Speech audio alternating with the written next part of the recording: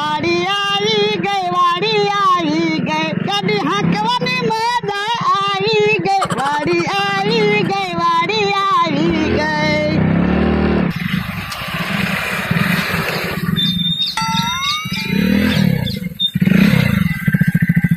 કેમ આયા ગાડી ઉભી રાખી ગયો દાદા? એટલે ગાડીમાં કાક અવાજ આવે છે.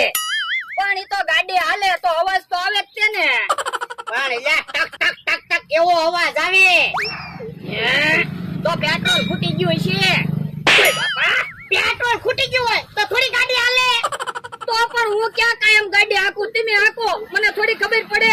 તો પણ સાનો માનો ઉભો રહે ને, મને ગાડીમાં જોઈ લેવા દે ને, હું વાંધો છે ઈ. એ હારું.